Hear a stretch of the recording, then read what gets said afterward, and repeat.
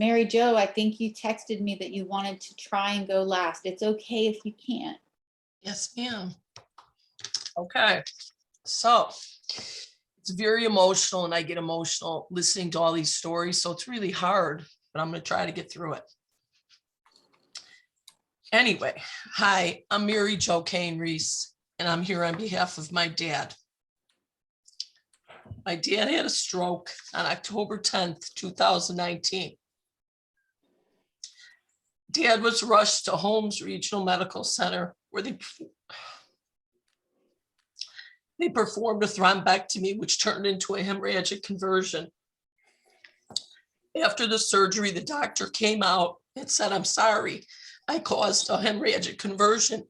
And at that point, I had no idea what that was. I was never involved in the medical field. I was involved in the legal field. Anyway, after the surgery, they heavily sedated my dad. They intubated him and basically knocked him out. He laid on his back for 30 days at Holmes Regional Medical Center. We were sitting at his bedside in the ICU, and we noticed that no one even attempted to move this man. He laid in the same position, no physical therapy. We had to push for a feeding tube on him because he would have died just from malnutrition or whatever. Anyway, after 30 days, they started approaching me saying, "We got to get rid of your dad. He's got to get out of here." Okay. I said, what are you talking about? I mean, where do you want me to put him?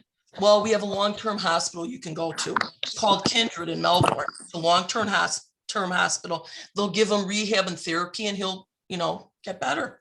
So we did that. We moved him over to Kindred.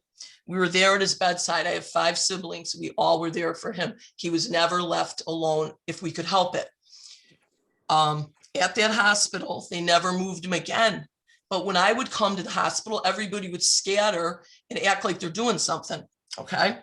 They weren't doing anything. But anyway, lo and behold, he was there for 90 days. After the 90 days, we had to find a rehab center. They said they were kicking him out. The insurance doesn't want to pay anymore. So we sent him to another place, this Vieira Del Mar. It's a rehab center. And by the way, when they say rehab, I don't believe that there's ever a rehab center. It's all baloney. They don't rehab anybody. They put these people in these beds. When you're there, they act like they're doing something. They really are not doing anything. So when I hear rehab, I want to cringe.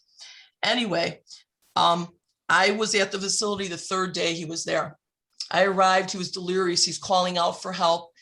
I felt his skin. He was burning up. I called some guy down the hall and I said, "Have you looked at my dad?" And he said, "No, I just thought he was talking to himself." I'm like, "Excuse me, he's delirious. He was calling for help. You could hear it vividly. Help." Anyway, we called 911. His fever was 105, by the way. We rushed him to Cape Canaveral Hospital, which is right where he lives. He lived in Cocoa Beach in Brevard County.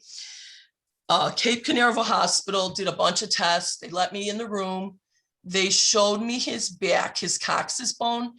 He had a bed sore as big as a hole where you could put a golf ball into it. Okay. The result of Cape Canaveral Hospital was he had sepsis, he had pneumonia, and he had MRSA. He had 3 things going on. Okay. This was mind-boggling. They treated him immediately. They treated him very well at Cape Canaveral Hospital, I have to say. Anyway, during the course of this whole dilemma or this horrible situation, I talked to medical people and they said, "Hey, don't worry about it. Later, you can do something. You can sue these people. You can do whatever you want." So I always had that in the back of my mind thinking, well, I want to worry about my dad right now and get his health back, and then we'll go after him later. Okay. So later comes, my dad died almost a year after his stroke. And I spoke with an attorney who told me, "Yeah, your dad is a victim of gross negligence here. You have a great case. I assume you have a mother, right?" I said, "No, I don't have a mother. My mother's dead. My dad's, no, he has nobody. It's just us." He said, "Well, you're over 25, obviously. You can't do anything, ma'am. You are just, there's nothing you can do." Okay. So I said, "How could this be? I can't hold people accountable that are the reason for my dad's demise." "No, you can't. I'm sorry. Our hands are tied. What you need to do is you need to look up statute 768, 2.1, subsection 8 and read that." At that point, I knew it was the end. I mean, there was nothing we could do, in my opinion. I'm sorry for crying. Oh, you're In fine. my opinion, this is justice denied. We hear all over the United States, people want justice. We are crying out for justice for our victims, our fathers. How could someone let this happen? These are blatant, gross, negligent cases. Why is this happening in the year 2022 in the United States of America? My dad was an Army veteran. He loved his country. He thought the world of this country. God only knows. He obviously doesn't know what happened to him at the end of his life, but this has to stop right here and now. This law has to be repealed. It is archaic. It is nonsense. I am tired of these insurance companies, these medical malpractice lobbyists. They don't care because they weren't affected, but I bet if they were affected, they'd be changing this whole thing. So we are going to continue to fight till our last breath so we can make a change for the future of the state of Florida. A lot of people retire there. I personally live in Chicago. I visit Florida frequently. I know several people that I've educated now. You're moving, you're retiring to Florida, you better look at the law.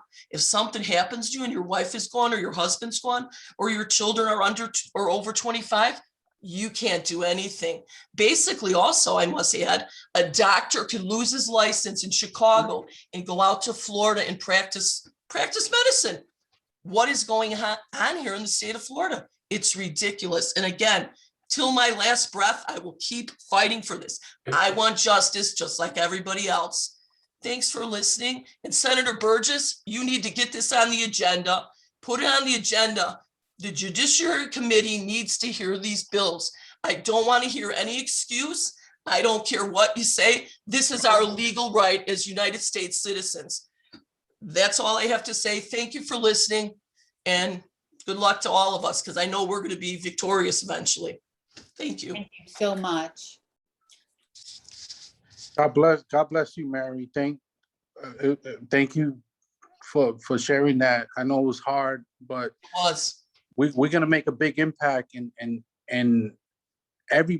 we got to get a lot of people on board and make a big, humongous impact on what's going on.